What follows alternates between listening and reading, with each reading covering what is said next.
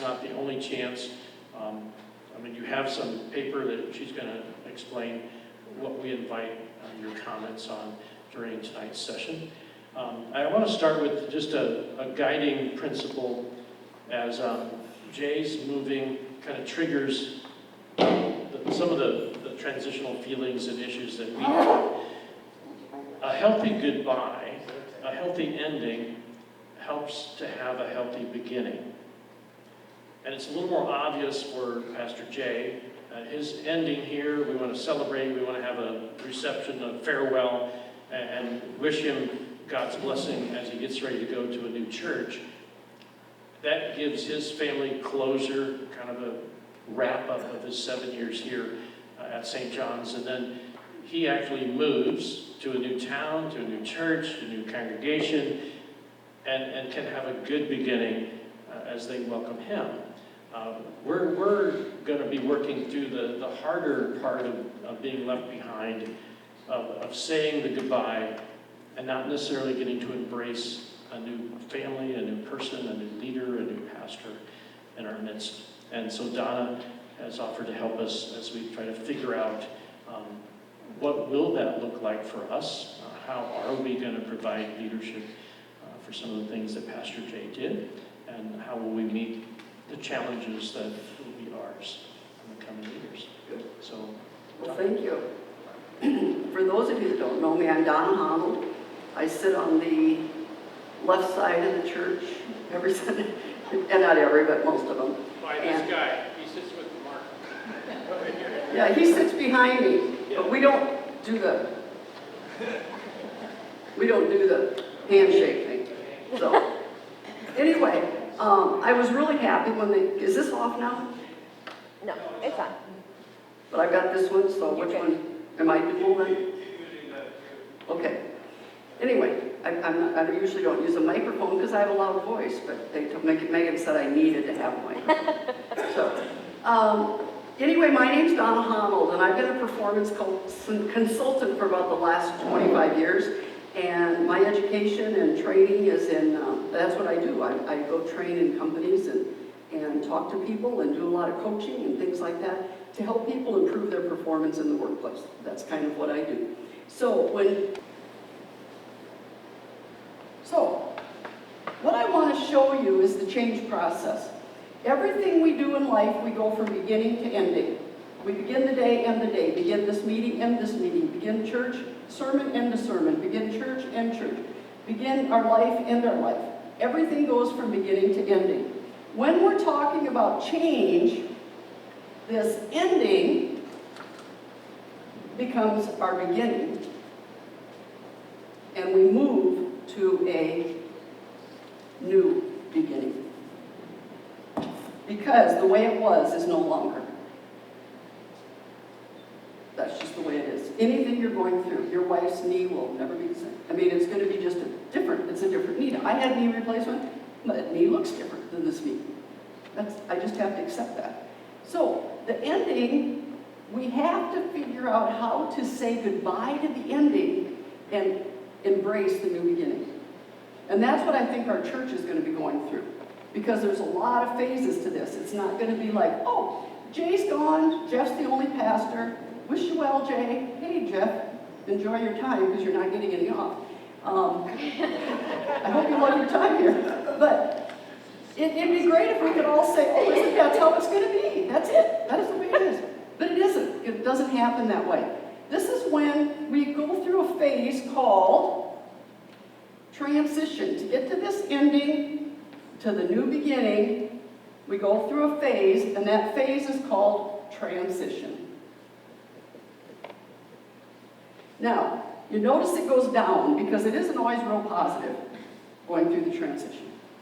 But we have to, first of all, this is when in transition is what people struggle with. People always say, oh, they just hate change. Well, they hate change. They don't hate change, they hate transition. Because it's not fun to go through this. Because during transition, as we experience loss, this is when we get uncomfortable. Why do we get uncomfortable? Because it's different, and where's our comfort zone? Right here. This becomes our comfort zone. Even if I wasn't happy with the way it was. I mean, I've worked with companies where the boss, everybody hates their boss, hates their boss, hates their boss. So they get rid of the boss. That's what everybody says. Why did you get rid of him? At least I knew what to expect. I knew he wasn't going to be friendly, and I knew he'd yell when he got upset. But that's okay. At least we knew what to expect. And that becomes comfort. So we have to say goodbye to that. We have to say goodbye to the old way, to the ending, before we can ever embrace the new beginning. Other things we experience in the transition phase are confusion, because we're doing things in a different way. Ambiguity is fear of the unknown. We don't know what the new beginning is going to look like, do we? Jay, do you know what your new beginning is going to look like? No, I told Jay I want you with this because I want him to look at it from his life right now. It's also when we have way more questions than answers. A lot of questions. Well, what's going to happen this? What are we going to do here? What's the steering committee going to do? What's this? We don't know. It's all going to change. It's a time when people get anxious and a lot of awkwardness. Because this is why we hate transition. But this is how we're going to go through it. These are the things we feel. And another thing that I have to tell you, the truth changes all the time when you're going through change. All of a sudden we say, this is what it's going to be like. Oops, that didn't work. We're going to have to change. It's like if you've ever hired somebody to do contracting work at your house. You've all done that, you know what I'm talking about? They say they're coming on Tuesday to put in the countertop. Does it always get put in on Tuesday? No. Were they lying to you? I don't think they lied to you. I think something got in the way. It didn't come in, the floor wasn't in yet, the cupboards weren't in yet, something. But the truth changed. So we told you we'd be there Tuesday. We didn't lie to you. They didn't lie to us. It's just the truth. It changes. So it changes like that a lot. So we don't know what the next couple of years are going to look like for us, do we? We kind of know some of it. But we have to be aware that what Jeff says one day, it might change. And what we're going to be coaching Jeff on is that you communicate the change. So we have to over-communicate during the transition and during a lot of change. Because you can't just say one thing once and hope everybody heard it. You have to say it over and over and over and over and over again. So it means communicating along the way. Well, this is what I told you last week. I'm sorry to say that's changed, or I'm glad to say it changed, and now we're going to be doing this. Because I think a big question that people have is, are we still going to have 3 services? What do you think the answer is right now? Yes. We'll have 3, won't we? That's the plan. You look surprised, Jay. What I was going to say is the other thing you're looking to help people move to this, there usually needs to be a vision presented in some organized fashion from the leadership that allows the congregation to kind of get an idea. So that kind of helps them get through all of the ambiguity so that they know, okay, here's how we're. Right. I gotta be honest, someone who's in one of them a lot of the time, and another one some of the time, and knowing what pastoral requirements would seem to be would tell you you don't have the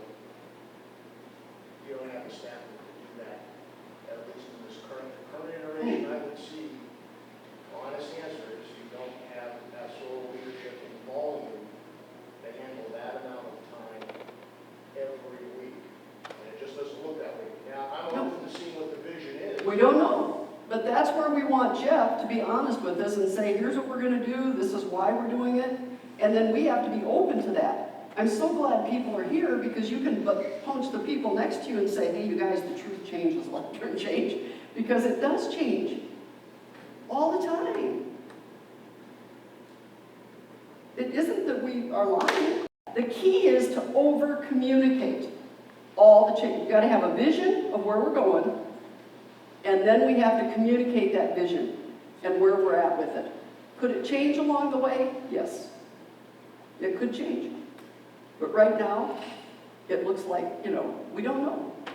We just have to offer a lot of grace, I think, to say, we know this is going to be difficult, and we just have to be patient and understanding of the position. Because he's going from 1 to 2, 2 to 1. I got that mixed up, sorry.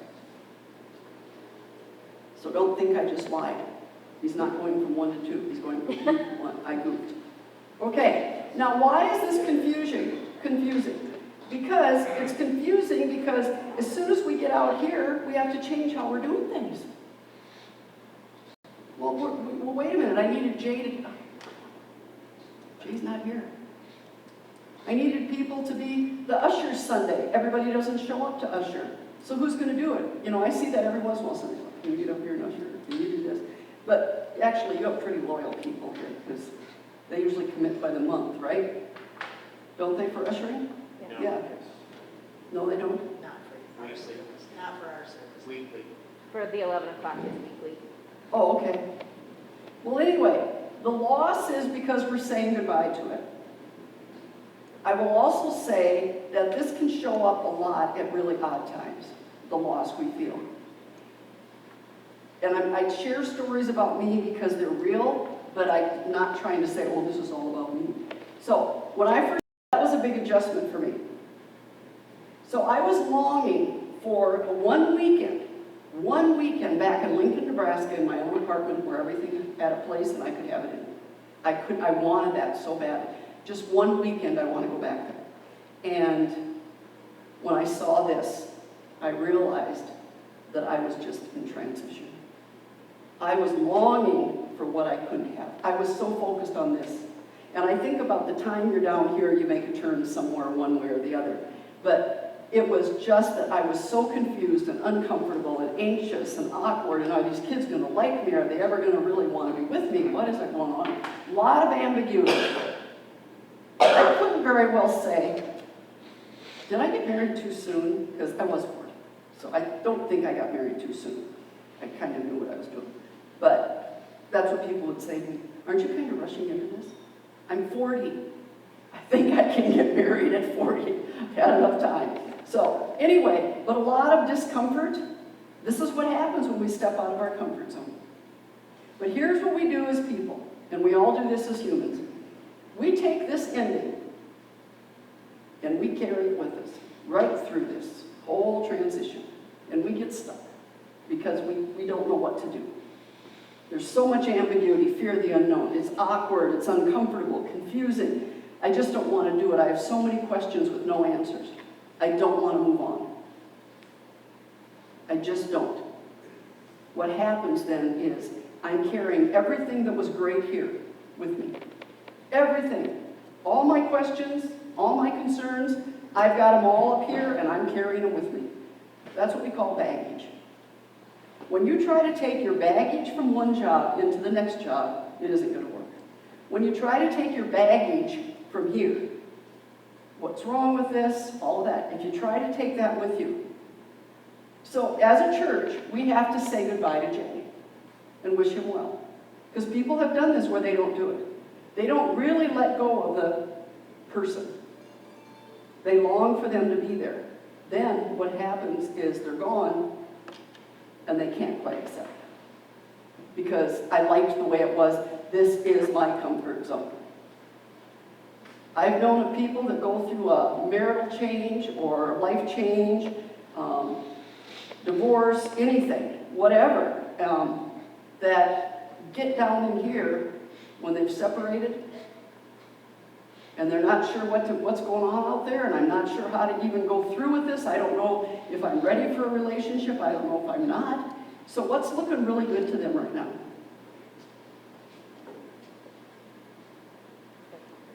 Yeah, it's really looking good. I just want to go back to where I knew what to expect. It was comfortable. And then sometimes people can go back here and they make it work. They say, you know what, I didn't realize what I had, and make it work. Most of the times they come back over here and they say, oh, now I remember why I left. And then they probably can't get over there fast enough. Then they buzz right through this. But this is what we're going to be living in. We have to get comfortable living in transition. We're not going to have all the answers to the questions we have.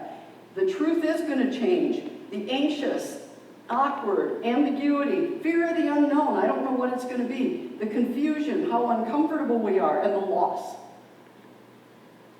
We're going to experience that. We have to get comfortable living in transition. And if we could learn how to live in transition as adults, we'd be pretty good, because then not a lot of change wouldn't bother us. But how many of you don't like change? You really don't like change. You don't. She goes, I don't like change. I really don't. He doesn't either. You two are great together, aren't you? You live in the same house you've lived in forever? For 60 years. Oh, you don't want to change. Okay. That's good. Love it. Love it. But you're still together. That's good. That truth, the truth didn't change. You're still together. That's good. No. Some people don't like change. I really believe it's not change we don't like. I don't think we like living in transition. We don't like transition. That's what we don't like. So, what questions do you have about this? I could go on with stories all night. But... How long is the transition going to last? Oh, it's going to last everybody different. Some people love change and they jump on board right away. Some people will get over there really quick. They're like, okay, we're ready to go. I'm here.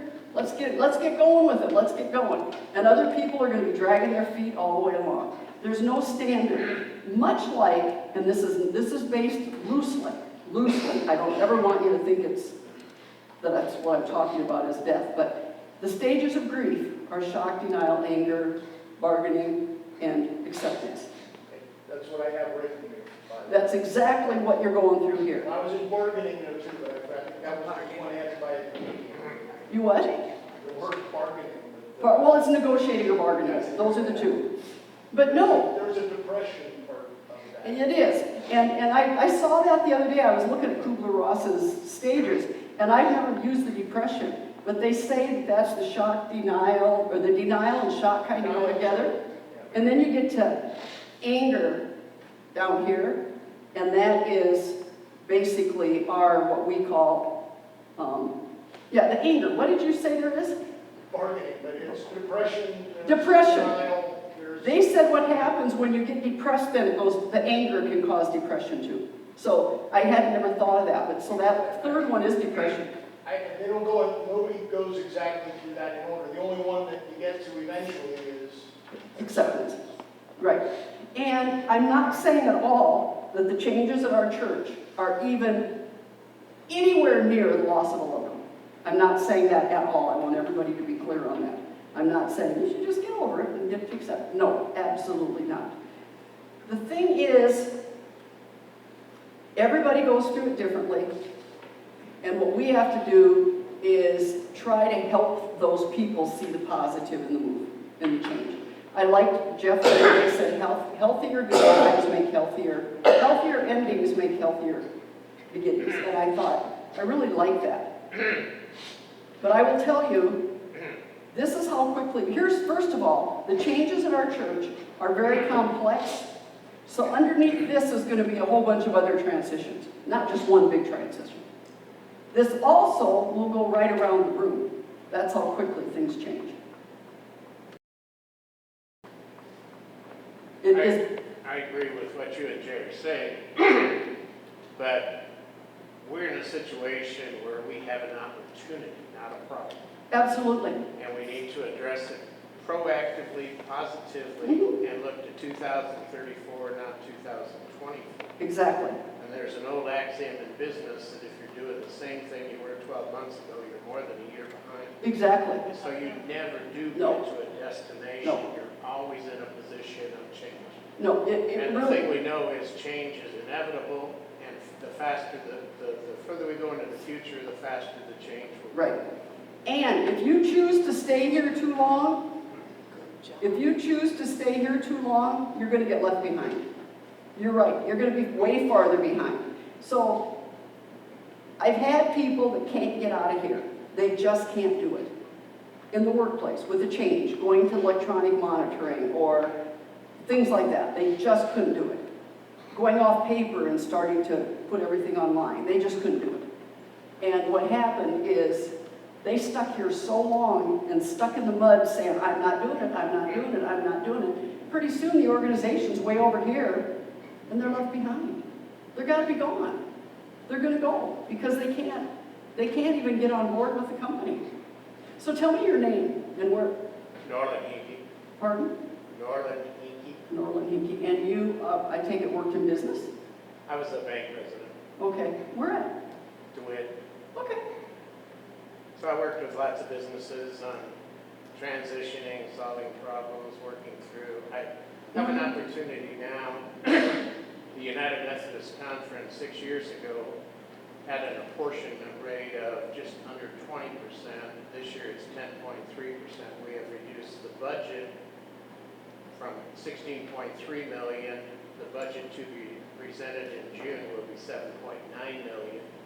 And the conference is doing it with 34% less people, much more efficiently, because they hopped on board Right. and we restructured and renovated changes. Right. And what you said, if you wait a year, you're going to be more than a year behind. You've got to stay on board. We've got to keep this moving, and it means that each change, though, Jay leaving, you'd have all these, there's a whole bunch of this same transition for Jay, same transition for Jeff, same transition for us. There's so much to this. It's rapid and it's complex. And somebody said people can handle change, but they don't like perplexity because it's rapid, complex change. Very complex change we're talking about here. And it's so it's very deep and it goes right around the room. And if the organization's all the way over here and accepting, and you're still back here, you're going to be a miserable person. So, good point. I like that. Thank you. I just give you a positive, and I don't mean this bragging in the wrong way, but we restructured the bank when I became president. We threw out everything and said we're a brand new organization. We quadrupled the size of the bank. I believe it. Yeah. Now tell me which bank. First Central. I think I did some training there years ago. There was a lady that hired me to come in and do some customer service, I think it was. But it was at that bank. And do it. You're right on. East side, down by the water tower. Yeah. I swear. Interesting. So I'll have to talk to you. Wes did a lot of personality profiling, and I developed a performance compensation plan, which is mute, but we can do the same thing here under different terms and Yes. considerations. Yes. So are you on the conference board or are you here? I happen to serve on the church council here. I'm just an at random, but I have the opportunity to be the chairperson of finance and administration at the conference. Okay. Good. And don't say just a, I started out as an at-large, board member, and then turned into vice chair, and then turned into chair. So, whew. I'm not going there. Jeff goes, you mentioned a long time ago, or you mentioned that a long time ago you thought my fit for me, not on the council, my fit was staff parish, because that's what I do, work with people. But he said, would you still consider that? Had my fill on the committees. So anyway, but Jay asked me a really good question the other day. I met with them and I was doing all this, and he said, what do you do for self-care? Because first of all, you picked up I had a little anger in me, which I thought was really insightful, and I appreciated your saying that. Because I do. I still have. But I'm getting over it. I've been given grace and praying about it all week, just so I could see them. And what do I do for self-care? I said, well, I have meditation things, but I don't read them. And then I realized I started walking. That's what I do for self-care. I go out and walk, and it burns off all that energy. I love it. So I am doing some self-care things. Charlie goes, you going to walk tonight? And I'm like, yeah, self-care. I'm taking care of myself. So, is that what you meant? Okay, just check. So, anyway, what do you think of all this? Does this make sense? I don't understand how deep the transition is going to be. Well, no, nobody does. Nobody does. Nobody knows how big deep it's going to go because this is going to change all the time. And that's why we have more questions than answers. We're anxious, we're ambiguous. Ambiguity is that fear of the unknown. If we could tell you right now, this is how deep it's gonna be, and these are the issues, May it's gonna be this, June this, July this, you'd all be like, oh, I could probably live with that. No, it's not gonna be that. We just have to trust, and we have to figure out how to make it work. So when I was working a long time ago, goals had a big part of people understanding where we're going and why we're doing what we're doing to reach that goal. Where do goals fit into your little matrix? Well, I think that as you come up with goals and they change, you're gonna want to get on board for them. But Jay kind of was saying too, you gotta know where you're going. There was some kind of a vision thing. I don't know if you do a vision board or what you want to put out, but no, I think you should have some goals. He just gave us a goal. What was his goal he just gave us? Look ahead more than 1 year. Huh? Look ahead more than 1 year. Yeah, look ahead more than 1 year, but he also said we had a goal of break this with this, and we met it, right? We reduced this and this and this, and we still came out good. That's the goal you had. Had you not had those goals, you might not have hit them. A goal is nothing more than a wish and a dream written down. A dream, we can dream all day about what it should be. Until we write it down, it's not a goal. We've got to put it on paper. I think you might agree, but many times when you work with somebody doing strategic planning, they try to set the goals and action plans before they interpret the objectives. Right. They want to go to the end before they get the means to. I do strategic planning and I start at the end. I say, what do you want to look like in 2034? What does St. John's want to look like in 2034? And then I say, where are we today according to that? Well, today we're here. What do we need to do to fill that in? And that's where we set our goals. To say, we're going to set goals to meet this. And so you might have, we want to be whatever it is. But I do start at the end. I don't say this is where we're going and not come back to this. But that's how I do strategic planning, is I say we're here, this is where we want to go. Where are we today? According to that, where are we today? What do we need to do to fill those gaps so that we can get here? And what are those goals? The middle, it becomes all of our goals.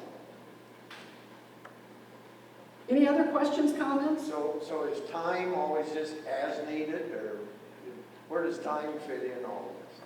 Doesn't. I mean, it does, but it's different for everybody. Some people are going to be like, hey, Jeff, let's get going. Boom, let's do it. Some people are going to be like, oh, I think we need to think about that a little longer.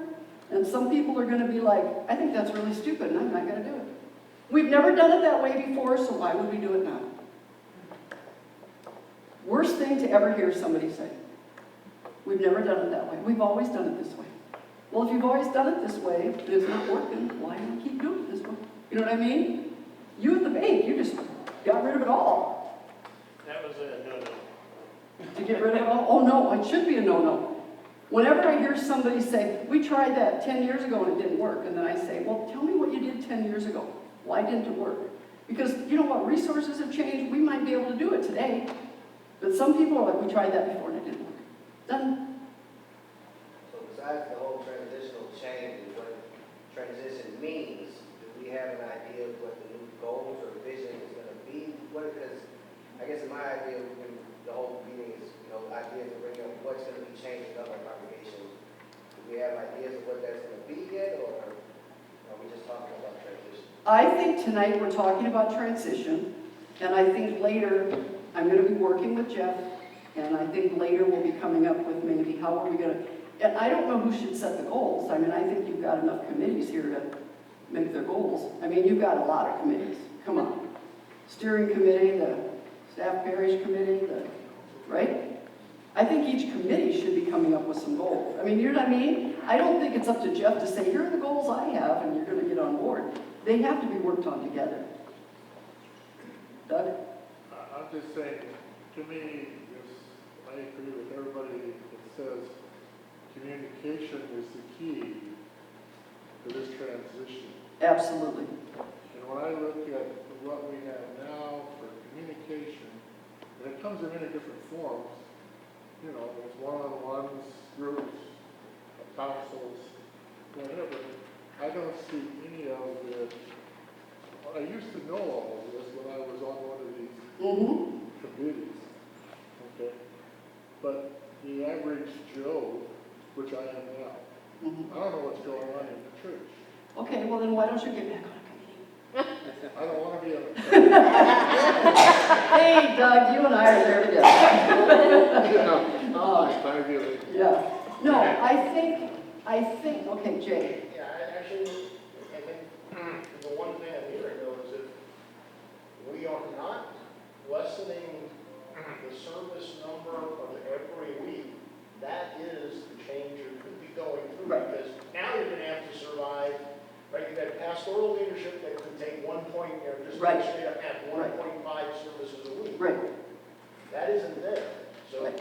the vision is, technically right now, the vision is to stay with the same number of services with less staff, to Norman's point, where, that's going to be the change. Now, the question is, how do you, right, that's where the committees come in and figure out what. And that's where the goals come in, because maybe, here's the deal, that could change. A lot of the things we're saying today could change. I don't know. I don't think Jeff knows right now, do you?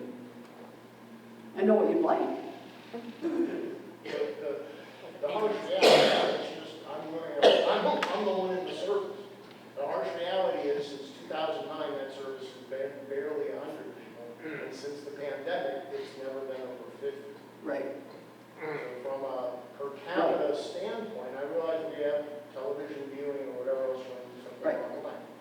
The harsh reality is that much effort, not just by one pastor for this size church, but also by all of the volunteers having been one of them Right. for Right. whatever. No, I agree. What you're going to keep that level of intensity the same and brought your pastoral leadership, Right. what pastoral leadership have. Without a good vision as to how to do Right. this, you're going to get a lot, you're going to get all of those right now. Right, right. Well, and I think all we want to do tonight is have you realize that this is what it's going to be like. And we will be working on the communication. We have to communicate. I told Jeff, if you leave at the end of the day and goes, if I have to tell one more person that, then you've probably told everybody you should. But you can't just say it once and hope everybody hears it. You just can't. Because they all, you know when people quit listening? When they hit, how does it impact me? We start talking about a change and we say, how does it impact me? And when I hear that, I don't listen to one more word. So as of right now, there technically is no change because he's still doing the three services, but we're just waiting for the truth to change. I don't, do you want to say something? I'm over here going. I just want to make sure that, because essentially, that's how we're hearing it, that this whole thing was transition. But as of right now, we're not changing at all because he's still continuing to do the service. So technically, as of right now, we're still in our comfort zone, except for Jeff. Jeff's going to be the only one that has to do the transition. There's nobody else that's going to change. There's a good segue. We're going to segue, but I'm not done yet, so. I'm done with this part. So don't use that clock, Donna. No. That clock's not moving anything. So, That's brilliant. What? so far we're talking about number of worship services, and I would just say every church I've been in, I've had 3 services. So that's not necessarily an additional workload for the preacher. I start off having to drive 50 miles between services. Now I just have to do steps. I think maybe what we're wrestling with, though, is the reality of the attendance in those services. And I do feel the pressure of that. But I think So if we could name Now, that. to Norman's point, then you have goals here. Look, if you're going Right. to keep the services, then Yeah. I've seen this, I've been here for, 24 years. The last 15 of them, I've watched this service, the service I was pretty much fully vested in, dwindle down to, and I would be, as a harsh reality is, I wouldn't continue the service. You're spending so much time with people, and we've had 15 years to grow the service, and all it's done is be diminished and diminished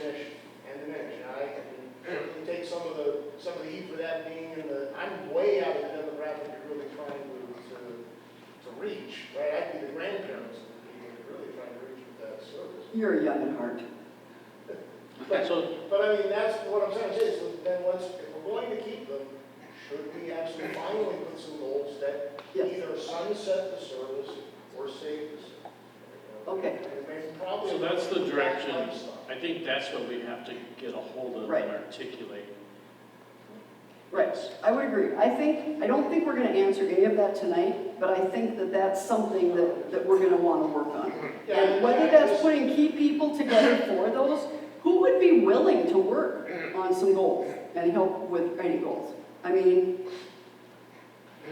okay, we got 3. We have a lot of committees in this church, various kind of, like the mission team, What if they would make goals, each individual organization make goals for what they would like to accomplish with their own organization? They don't do that now?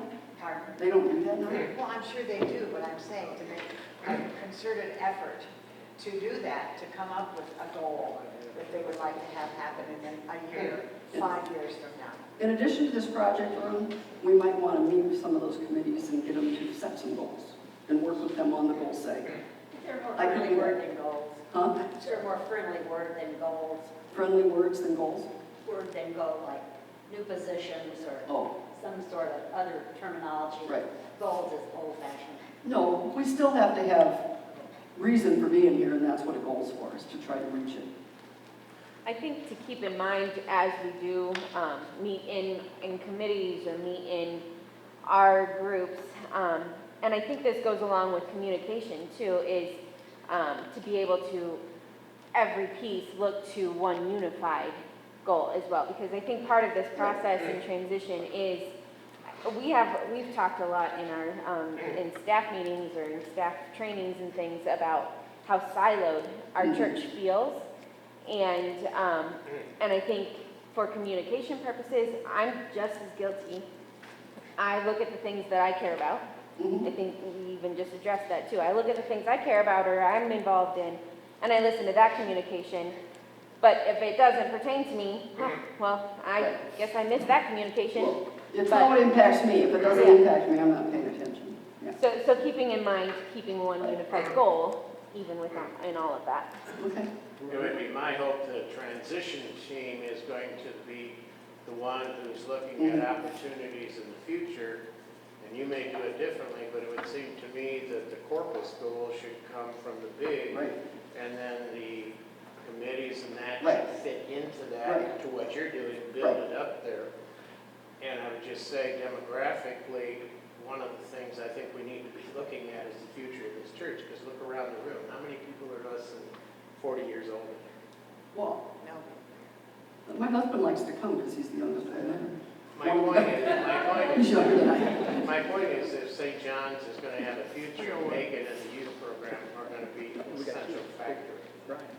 And that involves more than just Megan. That involves facilities, that involves programming, that involves staffing. No, I don't mean he's the youngest, but I mean he gears more that younger crowd because he's younger than I am quite a bit. So if we put some goals together for St. John's, it makes sense that there is a vision of the conference. And our goals need to mesh with theirs. Oh, absolutely. But do you have a transition team, or are you working on one? We are. Yeah, Okay. I have 3 other names besides me right now who have actually said, I will be on your team. Well, I think you got one right Well, here. I was trying to I think figure you out got who one it right was. here, and I think you got one right over Cindy's there. No, Cindy is, on but- staying off. Okay. Who else? Did somebody else say that they Jamie would? on, and Doug. Oh, Jay and Doug? Okay. As long as it has a sunset, Right, that committee anyway. right. I'll be on. Well, I have one more activity I want us to do, and I'm a little worried about doing it. I'm a little nervous about this one. But I want you all have a piece of paper and a pen in front of you, or a pencil? Everybody has one? There's pencils up here if you need one. I think I made sure everybody got one. Does everybody have a pencil and a piece of paper? Do you need more paper? Okay. I'm going to keep your pens down and pencils down, and this is an individual activity, not a group activity. You don't say you get the top 2, I'll get the next 2, and we'll share this. This is not a committee. This is you do it individually. I'm going to put a list of 12 words up here, and I'm going to give you 45 seconds to memorize them. Okay? If you can't quite see them, feel free to move around. What if I can't read? Can you read them? You can't work together, no. Oh, you can't see anything? Yeah, get up to read them.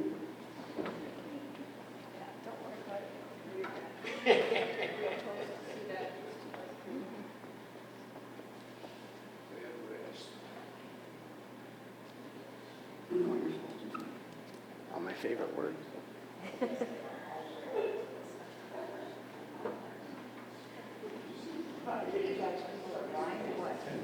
Yes, we are one. The answer is yes to that. Yes.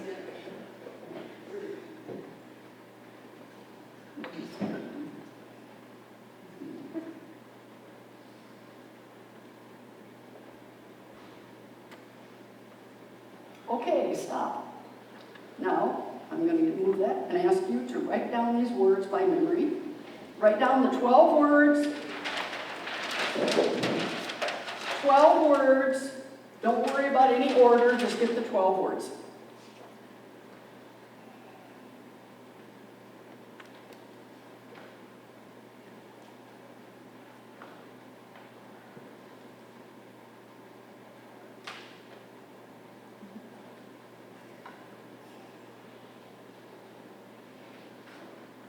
You getting them all? 12. You got 12 words. Come on, you can do better than that. Well, he's doing good.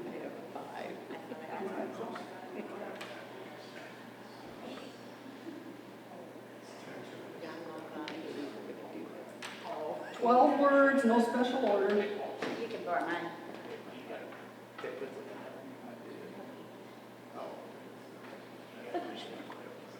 12 words, I have to do this up another day. no special order.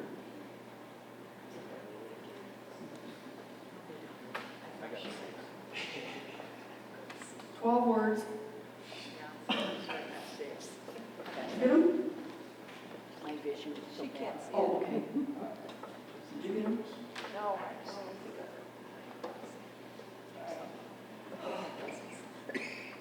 Can I do this set up for a moment? Can I do this set up for a moment? Sure. Yeah. Okay. Does anybody need more time? Okay. Tell me the words. Bed. Rest. Nap. Nap. Awake. Awake. Snooze. Snooze. Awake. Snore. Eat. Relax. Slumber. Dream. Sound. Dream. What other words do you have that we haven't heard yet? Relax. Relax. What else? Night. Night. What else do you have that we haven't heard? Anybody, what do you have that? What else? What do you have that we haven't heard yet? Sound was on there, yep. Quilt or quote? Quote. No. Okay, no. Right there. Say that one. Nobody said that. Sleep. Yeah. How many of you had sleep? I saw quite a few. Raise your hands if you had sleep. Okay, sleep. There were quite a few. How many of you had sleep? How many had sleep? I think somebody at every table had it because I was walking around.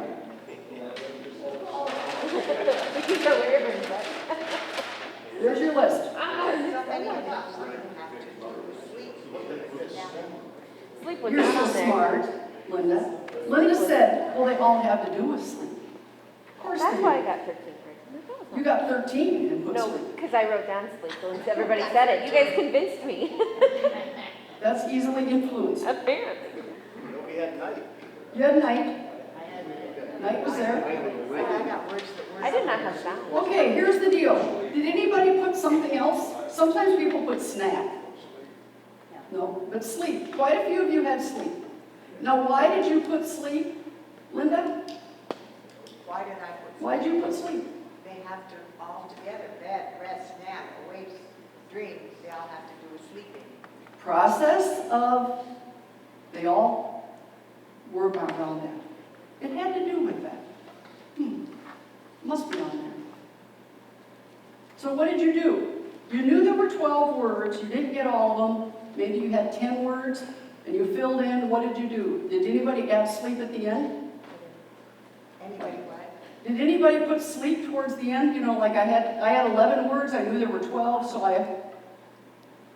if you know there's 12 words, and you only had 8 or 9, what did you do? Come up with something. I made one up. That I did. This is exactly what's going to happen during change. You are going to, here's what's going to happen. I'm going to pick on some people here. You're going to be in celebration service. You're going to be there. And you guys in your band are going to talk about this, you know, how are we going to be doing this service, blah, blah, blah, blah, blah. Actually, what do we think we should do? Boom, boom, boom. And then all of a sudden, you're going to have a conversation. And then somebody's going to walk out in the hall and run into somebody. And they're going to say, hey, had you thought about this? And da-da-da-da-da. And they're like, oh my God, we just talked about that? And you're saying that? Whoa. Where did you hear it? They don't ever say, where'd you hear it and where did it come from? They just assume they have it together. So now I piece what you said and what you said and what you said and put them all together and I make up my own truth. I make it up. Because of association. It had to do together. This happened at a company I worked for. It was amazing.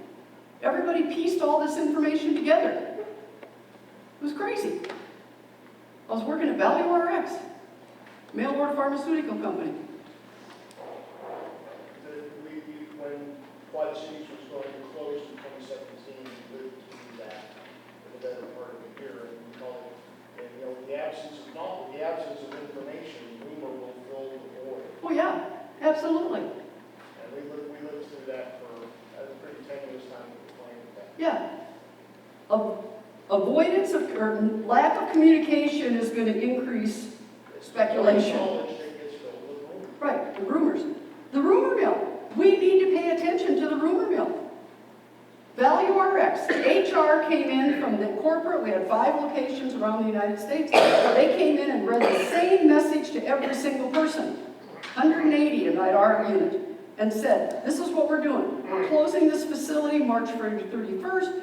And we're going to, you stay till the end and we'll give you a little severance and we'll do this. And they said, here's your severance package. Okay? Everybody heard the same message. They asked me to step out of training and help with HR roles till the end. Okay? I had 100 different meanings of what was said. Oh, I'm so sorry. Anyway, so you heard all these different things because everybody listens till how does it impact me? And as soon as you hear how does it impact me, then I quit listening. So people make up. There were rumors running rampant through that building. I went to a chamber function and Decker Plain at the city of Bettendorf came up to me and said, I understand a company bought you guys out of Texas and they're going to keep all your employees. Are you going to stay with them? So I've never heard this. So I went to work the next day, asked my boss, who was the GM or whatever, and I said, is that true? And he said, well, it's partially. He said, a company from Texas, it came in, they measured our equipment, they're buying our equipment and moving it to Texas, but we're gone, okay? Now, you know what? You know people. When you work in a place, you know certain people. And you know kind of who will be in the know on that. So I pulled this one lady who always knew everything. And so I called her. I said, would you meet with me? I said, I just heard this rumor last night. She goes, I know, isn't that wonderful? And I said, well, tell me, what do you know? She goes, these men were here from Texas. They walked right by all of us at order entry, and they said, oh, you guys are so nice, and you're so good. We are going to make sure we keep you. They told me that. They did. Yeah. And they were out in the parking lot with Texas plates. So we know it's a company from Texas, and they're going to buy us, and they liked all of us, and they're going to keep us. That rumor traveled through the entire chamber. Because one person heard something here, saw the Texas plates, saw the men measuring. Because these people walked by and smiled, how are you? How are you? They took, this one woman said, I took it. And I said, you're telling me they stopped and said to you, you are really good and I want to keep you. And she said, yes, that's what they told me. She really believed that. Now that's how rumors get started, because we have a piece from here, but we weren't getting communication. We're not hearing any communication. They stopped it after they gave that announcement. So everybody made everything up. Filled in the blanks. That's all they did. But that was a huge rumor that, way wrong. So you were going to say something. Oh, I was just gonna say, when you were talking about making it up, what I think of is Jay playing bass at the celebration service. When he loses his music, he just makes up the I notes. know. I've been accused of that many a time. That's because he's such a talent. He can do that. That's right. Yes. So, anyway, so I just wanted to show you this. This is what happens. People make up and fill in the blanks. So we have to be careful of that. So if you start hearing rumors or you get something, you want to go check it out. Promise me. You know, obviously this is important to you because you're all here tonight with the weather and everything. I can't believe you're all here. I am so impressed. You have a really dedicated congregation here. So what I hope you'll do is try to, if somebody starts spreading a rumor, just say, where'd you hear that? Where'd you hear that? You know, are you sure that's true? So make sure we're not doing that. But we're hoping people will come tomorrow too, and then try to get people at least aware of that that's what we do. Right? So give me some feedback. Has this been helpful? I'm sensing this isn't really what you thought we were doing tonight. Some of you, did you come tonight thinking we're going to do this, or did you come thinking we were going to talk about changes we're going to make? I'm glad we did not talk about change and what's going to happen, because that's what the vision is for. Yes. And somebody asked how long the transition is going to take. That's going to depend on us as to how broad we go. Well, you're going to live in transition for quite a few years. You're going to be living in transition. Because just about the time you get to this first goal or whatever you have, you're going to be moving on to the next one, and then the next one, and then the next one. It's just going to go. You can have this all going right around the room. That's why I say we all have to get comfortable living in transition.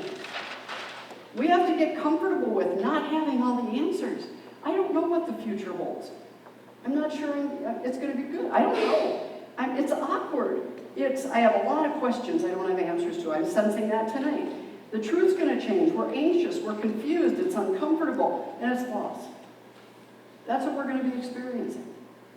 So the transition is going to be different for everybody. Some people will stand here, and 3 years from now, they're going to be like, I didn't need this. See, this was bad. We shouldn't have done this. They're going to just be stuck right here. And they're going to be alone. It's going to be a small group, if any. Because some people just get so stuck with that, they cannot move out of it, out of the comfort zone.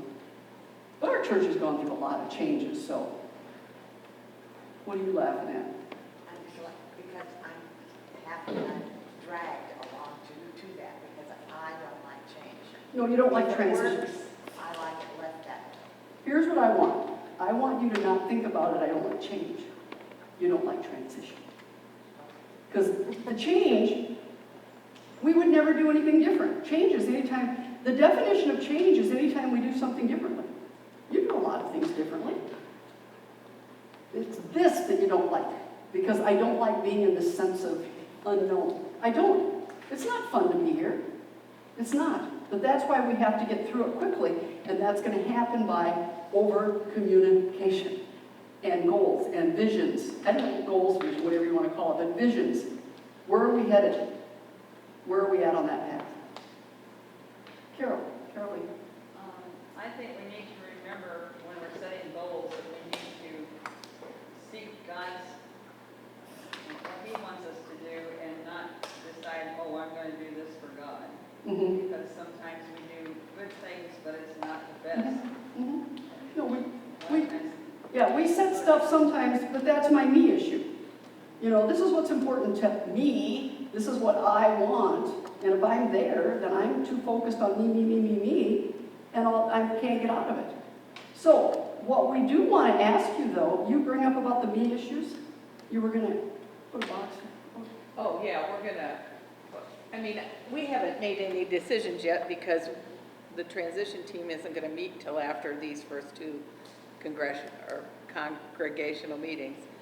But at the staff parish, we talked about having boxes so that you can put questions in if you think about them in between meetings, or we'll make the transition team known. And we talked about like putting something with questions and answers in the bulletin every week or every other week. So we want to do communication and keep it really high, but it's going to take the congregation asking the questions and being a part of it too. Sometimes you gotta anticipate questions. Yeah. So that you can That's a answer good them. idea too.